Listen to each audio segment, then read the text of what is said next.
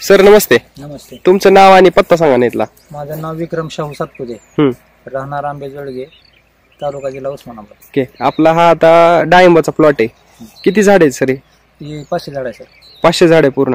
Okay, variety कोणती? ही साधा भगवा. साधा भगवा. आज किती दिवसात झाला सर प्लॉट हा? आज कंप्लीट 13 महिन्याचा प्लॉट झाला. 13 महिने झाले आणि तुम्ही बाग धरलेला बी आहे म्हणजे 13 महिन्यामध्ये त्याला आता सध्या सेटिंग बी आहे पूर्ण. आणि जर याची वाढ बघितली आपण तर वाढ पण जबरदस्त झालेली आहे. आतून सेटिंग नाही चांगली. साधारणतः किती सेटिंग असेल एका झाडावरती? साधारणतः ऍव्हरेज असेल 40-50 ऍव्हरेज आहे. बरोबर. तर यासाठी तुम्ही काय म्हणजे बेसल डोस वगैरे काय दिला होता? बेसल डोस मी कृषी अमृतन RNPH आणि कृषी अमृतचा बेसल डोस दिलेला आहे. बरोबर. तर तुम्ही एक प्रयोग केला होता याच्यामध्ये की सुरुवातीला काही ज्या लाईन आहेत त्याला एक बेसल डोस आपला दिला नव्हता आणि इकडून इकडे दिला होता आणि इथून या साईडला दिला नव्हता. तर काय केलं बघण्यासाठी 5 वडीला 1-1 किलोचा डोस भरला नाही. राहिलेल्या सगळ्या वडीला 1-1 किलोचा डोस भरला. मग काय होतं बघितलं, त्याची वाढ कमी दिसली, झाडं पिवळी दिसली. त्यानंतर दुसरा बेसल डोस भरताना सरसकट सगळ्याला भरला. आज जर परिस्थिती बघितली, आता हे हिरवी तर झालेली आहेत, परंतु इथून 5 वळींना सेटिंग जर बघायला गेलं तर न म्हणण्यासारखं आहे. म्हणजे एकदम कमी कुठेतरी कुठल्या तरी झाडाला दिसतंय. बरोबर. आणि इकडे जर बघितलं आपण दिलेल्या सगळ्या झाडांना सेटिंग 40-50 सेटिंग आहे. म्हणजे जो बेसल डोस पहिला आपण दिला होता तो इकडे दिल्यामुळे आपल्याला फायदा झाला आणि तो आपल्याला रिझल्ट दोन्हीमध्ये लगेच तफावत दिसून आली. Okay okay. आता याला तुम्ही 1.5 किलोनी दुसरा बेसल डोस दिलेला, याला पण दिला त्याच्याबरोबर. त्याच्यानंतर त्याची सुधारणा चांगली झालेली. Okay okay. तर आता इथून पुढे पण व्यवस्थापन योग्य जर केलं आपण तर निश्चितच त्याला तुम्हाला जबरदस्त रिझल्ट मिळतील. कारण 12 महिन्यामध्ये एवढी डेव्हलपमेंट होणं एवढं शक्य होत नाही.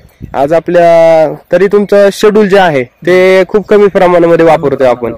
आणि फवारण्या वगैरे आतापर्यंत किती झाल्या असतील? फवारण्या 4-5 झाल्या असतील. 5 फवारण्या झाल्या आतापर्यंत जास्तीत जास्त. कधीपासून? माल धरल्यापासून 5 फवारण्या झालेल्या आहेत. बरं. Okay okay. तर खर्चाचा हिशोब कसा वाटतं तुम्हाला? खर्च तेवढा केलेलाच नाही आतापर्यंत. झालं तरी 20,000 रुपये झाला असेल. आतापर्यंत 20,000 रुपये खर्च झालेला आहे. आता तुमचा तर पहिलाच अनुभव आहे डाळिंबीतला. तरी पण आजूबाजूचे काही शेतकरी आहेत, मित्र परिवार वगैरे आल्यानंतर प्लॉट पाहिल्यानंतर काय म्हणतात?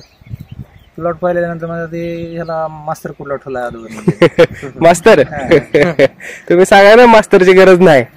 मला मास्टरची गरज नाही. त्यांना मास्तर ठेवून आपल्यासारखं प्लॉट नाही त्यांचं.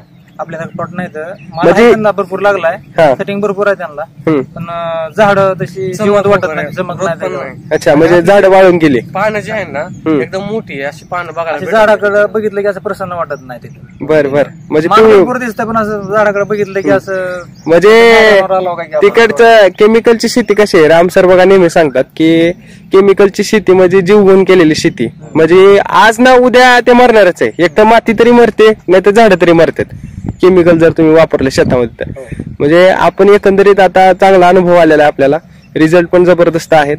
तर आजूबाजूचे जे काही डाळिंब शेतकरी जे नव्याने याच्यात उतरत आहेत त्यांना काय सांगाल? त्याने सॉइल चार्जरचा वापर केलाच पाहिजे. सॉइल चार्जर वापरल्यानं सेटिंग पण भरपूर होती आणि विशेष म्हणजे झाडाला पानाला काय त्याचा साईड इफेक्ट होत नाही. ओके. रोगराईचं प्रमाण कसं आहे? रोगराईचं प्रमाण नगण्य असल्याने कमी आहे माझे. बरोबर. म्हणजे बेसल डोस दिल्यानंतर रोगराई पण पूर्णपणे कमी येते. नाहीतर डाळिंबासाठी सर एवढे प्रयत्न करतात लोक. अगदी आमच्या गावात पिन होल बोररनं नवीन बागा, माझ्या बरोबरच्या बागा 100 झाडं गेली. अरे बापरे. आपलं तर मला एक झाड कुठं गेलेलं दिसलं नाही आपल्यात. म्हणजे सगळे झाडे जिवंत आहेत. झाडं जिवंत आहेत. फक्त लावताना माझे काय जनावरांनी काढलेली आहे. 3 झाडं फक्त नाही या प्लॉट मध्ये 500 पैकी. बरं. बाकी सगळे ओके झाड. बर.